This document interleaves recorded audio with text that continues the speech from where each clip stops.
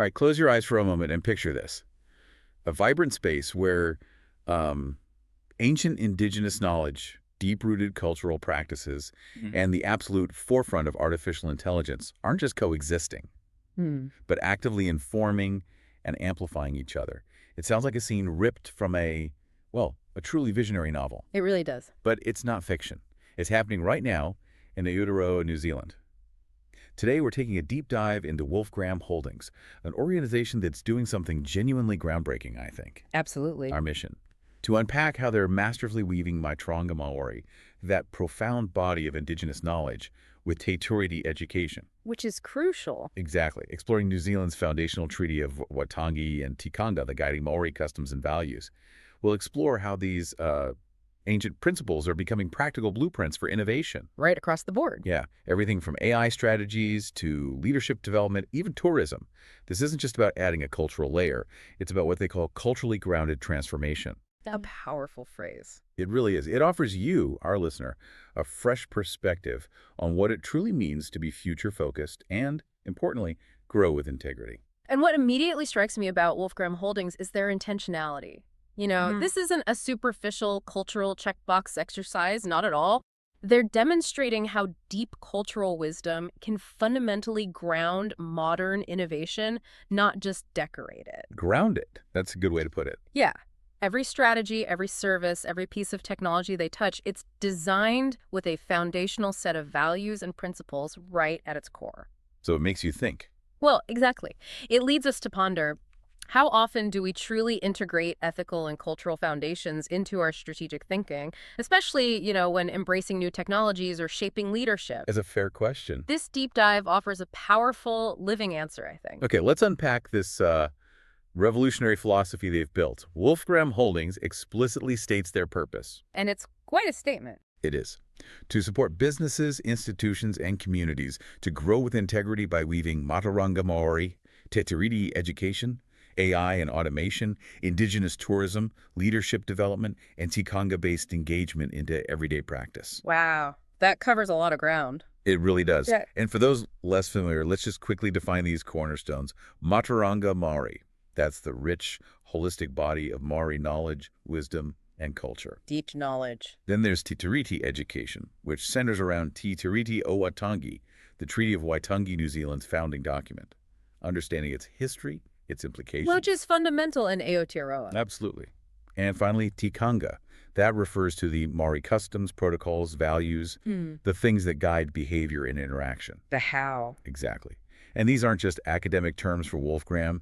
They are living principles. It's like the very DNA of their approach. And that's where the unique power lies, isn't it? They're not just defining these terms. They're showing us how they become practical blueprints for innovation. Right. What we're witnessing here is a truly holistic framework. It's about ensuring every service, every interaction, every innovation is rooted in these core cultural values and what they refer to as relational integrity. Relational integrity. Which means moving beyond generic, off-the-shelf solutions. They emphasize that their work delivers customized, culturally grounded transformation. Customized. So it's not one size fits all. Not at all. That really underscores the bespoke, deeply respectful nature of their engagement. It means understanding the unique context of each partner and tailoring solutions that resonate culturally and practically. Relational integrity is a phrase that really stands out.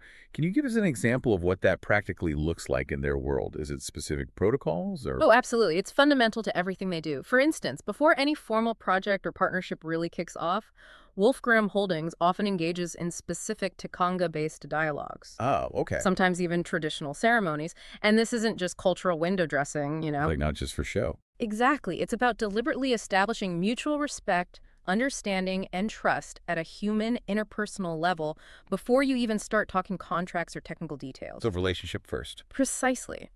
It's about recognizing that successful outcomes stem from strong relationships, not just strong agreements. That, to me, is relational integrity in action, prioritizing the human connection as the foundation. I find it absolutely remarkable how they bridge these seemingly disparate worlds. Let's really dig into how this philosophy translates into action, exploring their 5 core service areas. Yeah, because they really do span the spectrum. They do, from ancient traditions to cutting-edge tech. Let's start with something that truly embodies this fusion: Their work in Indigenous tourism. This isn't your average tourist excursion, apparently. They offer a full-day immersive journey at a traditional tribal meeting ground, a marae in Auckland. It's designed for groups, conference delegates. So geared towards deeper engagement. Exactly. It's an invitation to authentic connection through ceremony, storytelling, hands-on cultural engagement. I read about one CEO who shared how a traditional haka, that powerful Maori ceremonial dance, became this profound lesson. Really? How so? Well, a lesson in collective strength and vulnerability for his team. He said it completely reframed their approach to collaborative problem solving. It sounds like experiencing a culture not as an observer just looking in. Which is so often the case. Right.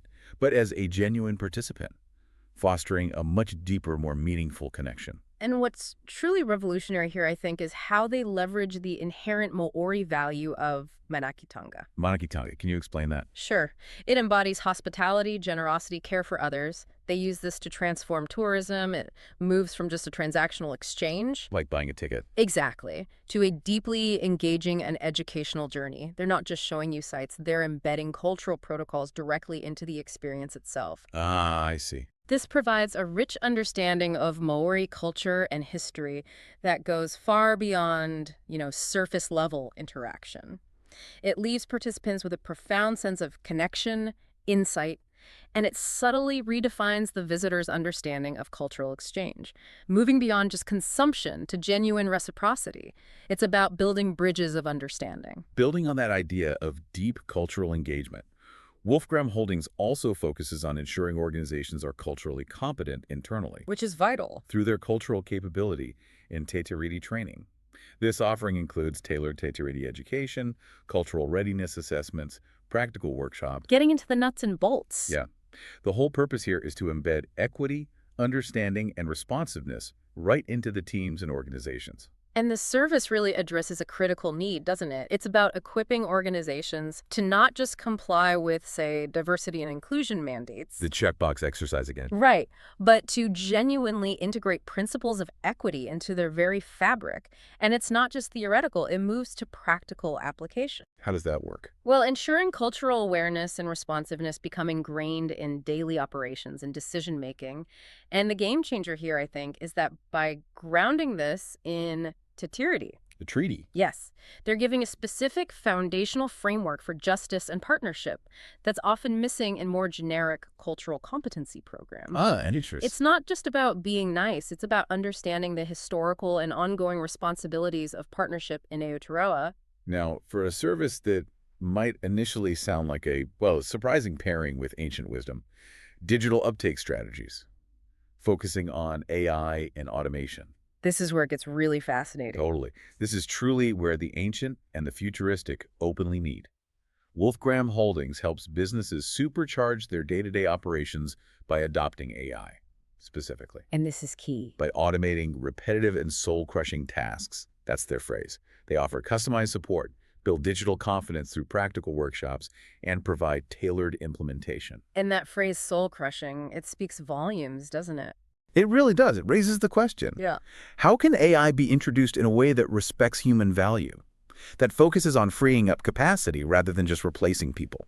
That's the million-dollar question, isn't it? Many fear AI solely as a job cutter. Understandably. But Wolfgramm Holdings seems to flip that script entirely. They're asking, how can AI free people from soul-crushing tasks, from work that stifles our humanity? So people can focus on What truly matters. Utilize their unique human creativity. The Indigenous lens here, which prioritizes collective well-being, the holistic health of the community over mere profit. That's crucial. So it changes the goal of the tech. Absolutely. It means they design technology with a proactive, human-first philosophy.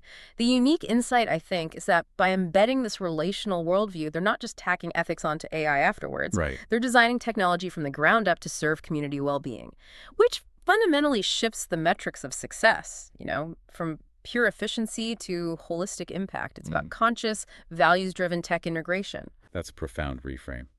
Wow. Okay, moving on to their fourth service area. Leadership and well-being. Another critical link. Yes. Here, they offer 12-week programs, comprehensive well-being strategies, all designed to build culturally grounded, resilient leaders aligned with Indigenous values. which likely looks very different from standard corporate training. That's what I suspect. This isn't your average corporate leadership training. So what does resilient leadership look like when it's deeply aligned with Indigenous values?